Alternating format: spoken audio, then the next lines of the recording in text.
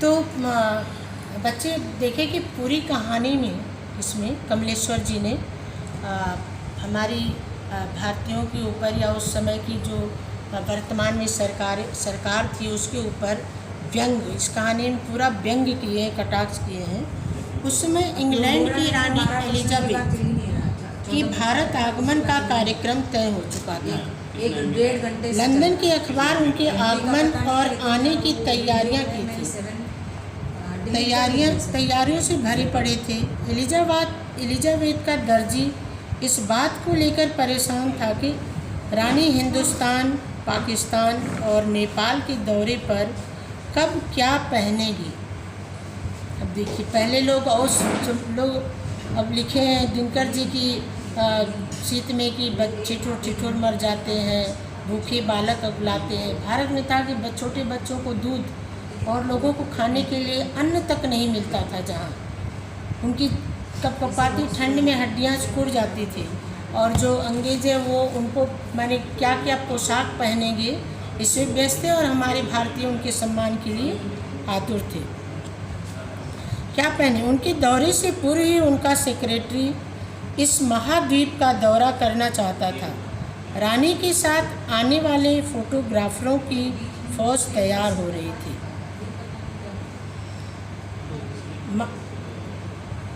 भारतीय अखबारों में प्रायः इंग्लैंड की एक दिन पूर्व वाली खबरें छपती थी। इन खबरों में रानी के सूट का रंग, उसका खर्च, एलिजाबेथ की जन्मपत्री, फिलिप प्रिंस के कारनामे, उनके नौकरों, बावर्चियों, खानसामों और अंगरक्षकों तक की खबरें छपती थीं। महारानी द्वारा 5000 का सूट पहनकर पालम हवाई अड्डे पर उतरने और दिल्ली में तैयारियों की खबरें भी प्रमुखता से छप रही थीं। दिल्ली में हर तरह की तैयारियों के बाद भी एक नई मुश्किल खड़ी हो गई। वह नई मुश्किल थी जॉर्ज पंचम की नाक।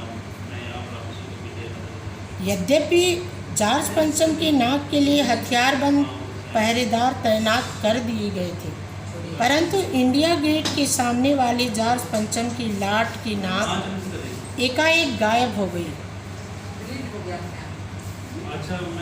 नाक की समस्या से निपटने के लिए मीटिंग बुलाई गई और यह तय किया गया कि यदि लाट की नाक नहीं तो हमारी नाक भी नहीं। अब सोच लीजिए, एक अंग्रेज जो भारत के ऊपर उस समय करता एक है, लेकिन सभी ब्रितानी हुकूमत कितना अत्याचार, असहनीय पीड़ा दिए। कितने लोग हमारे 23 वर्ष 20 वर्ष की उम्र में, आपको पता ही है, इस आज़ादी को पाने के लिए भगत सिंह, लक्ष्मीबाई, नाना, अजीमुल्ला, न जाने वीर कुंवर, अनेक इस श्रेणी में है। कितने लोग नींव की ईंट में दब गए, अपनी जान में उछावर कर दिया हंसते हंसते। उनके सम्मान के लिए हमारे भारतीय इतने आतुर थे कि उनका अगर नाक नहीं तो हमारी भी नाक कट जाएगी। यानी कहने का तात्पर्य कि स्वतंत्र होते हुए भी इतने वर्ष हमारे देश को स्वतंत्रता प्राप्ति के बाद भारतीय मानसिकता, जो हमारे अंग्रेजों गुलामी की मानसिकता है, वो आज भी हमारे दिमाग से नहीं गई है। इसलिए नाक का होना अति आवश्यक है। यह तय होते ही एक मूर्तिकार को दिल्ली आने का आदेश दिया गया। मूर्तिकार ने अधिकारियों की परेशानी भरे चेहरे देखे। उनकी हालत देखकर रोना आ गया और मूर्तिकार जॉर्ज पंचम की सोच लिया कि वो जॉर्ज पंचम की नाक लग जाएगी, परंतु यह पता होना चाहिए कि यह लाट मैंने जानते हैं मूर्ति होता है, लाट बुद्ध मूर्ति, यह लाट कब और कहाँ बनी तथा इसका पत्थर कहाँ से आया था, वो मूर्तिकार प्रश्न रखा। तो तब वहाँ जाकर पत्थर लाएगा और फिर उस पर नाक लगेगी।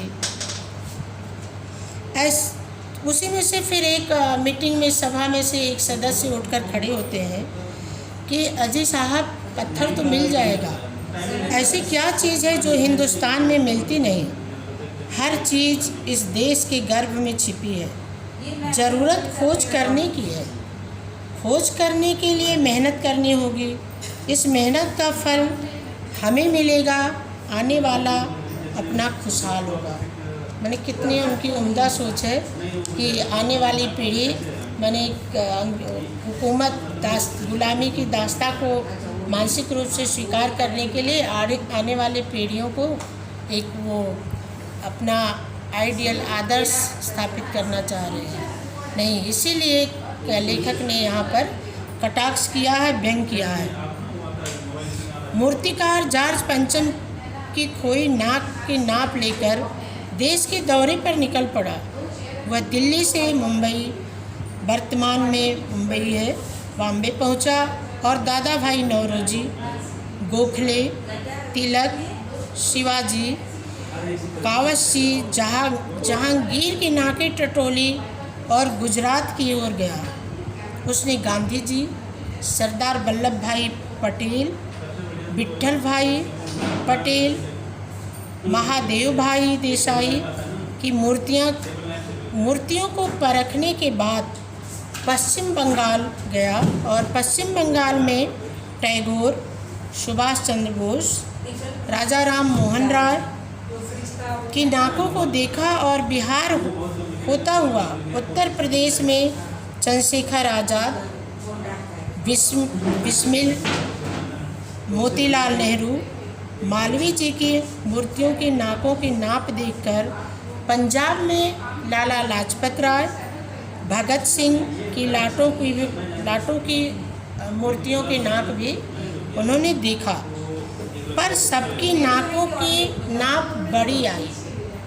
आप यहाँ पर देखिए, ये व्यंग है। बड़ी का मतलब इतना ही नहीं, आपको बता दें, पाठ पढ़ेंगे तो बिहार में सेक्रेटेरिएट में भी मूर्तिकार गया। वहाँ छोटे छोटे बच्चे जो शहीद हुए थे, छोटे छोटे, उनकी भी नाक उससे बड़ी निकली। नाक बड़ी निकलने का अर्थ आप समझ रहे हैं, माने उस जॉर्ज पंचम से वो महान है, ग्रेट है, जो अपने देश के लिए बलिदान किए। यानी कहने का तात्पर्य कि किसी की नाक फिट, ऐसा सोचा मूर्तिकार, किसी की नाक उठा के जॉर्ज पंचम की नाक पे लगा दें, क्योंकि एलिजाबेथ का दौरा है और उनके सम्मान हेतु। लेकिन किसी की भी नाक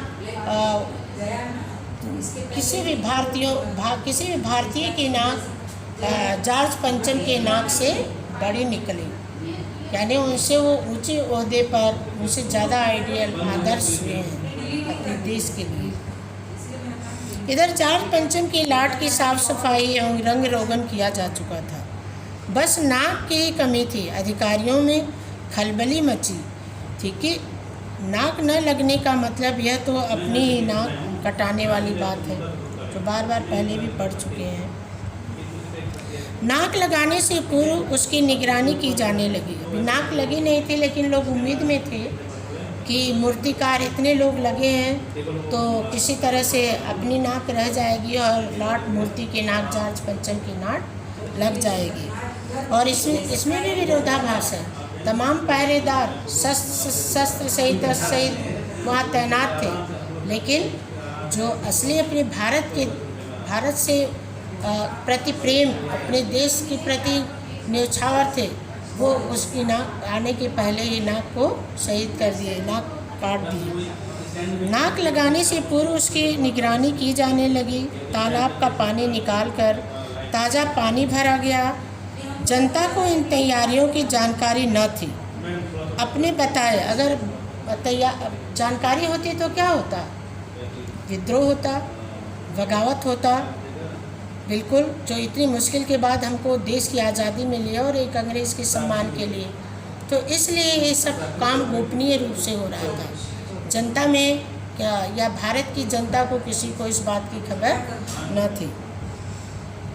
अपने बताए समाधान से परेशान मूर्तिकार ने कुछ सहायता मांगी, जो उसे मिल गई और जॉर्ज पंचम की नाक लग गई।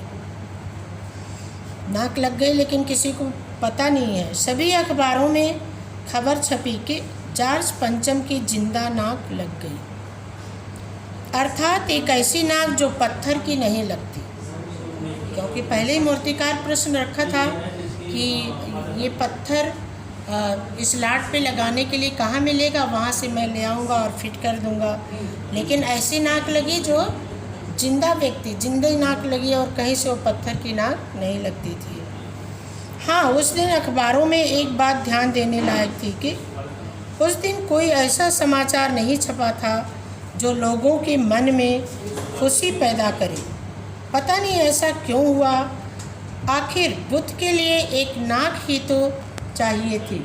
आप देखते हैं साधारण रूप से जो भी हमारे देश के कोई भी प्रधानमंत्री, राष्ट्रपति तो बड़े हैं, मुख्यमंत्री या कोई सिंपल से ले लीजिए कोई अधिकारीगण, विद्यालय का चेयरमैन, या वहाँ भी छोड़ दीजिए, जब हम कोई सभा समूह करते हैं, अपने प्राचार्य महोदय को ही आना है तो उसके लिए तैयारी करते हैं। लेकिन और उसकी खबर भी क्षेत्रीय उसमें समाचार पत्र में देते हैं, या मुख्यमंत्री जी का अगर निश्चित है ऐसे उस इंस्पेक्शन को क्या कहते हैं मैम, जिसको जिसकी पूरी सूचना नहीं होती, दौरा नहीं सडन चलिए दिमाग में एक औचुक निरीक्षक जो होता है। जैसे देखिए बहुत ज्वलंत उदाहरण है, क्लास 10th में अभी प्रधानमंत्री जी औचुक लद्दाख में पहुँचे, जबकि उस दिन राजनाथ जी का कार्यक्रम था। और किसी को भी पता, शायद जो बहुत ऊँचे जो उनसे सोचते हैं 2-1 लोगों को पता होगा, अचानक लद्दाख पहुँच गए नीमू पॉइंट से, जहाँ अपने देश के जवानों को उन्होंने उनका आत्मबल हौसला अपने वक्तव्य से बढ़ाया। तो इस तरह से अखबार दूसरे दिन अखबार में छपा, और जब भी कोई समारोह उत्सव होता है तो अखबार में छपता है। लेकिन सबसे बड़ी दुख की बात है कि हमारे भारतीय अखबार में जिंदा नाक लगाई गई लाट पर, लेकिन न सारे अखबार समाचार पत्र खामोश थे, चुप थे।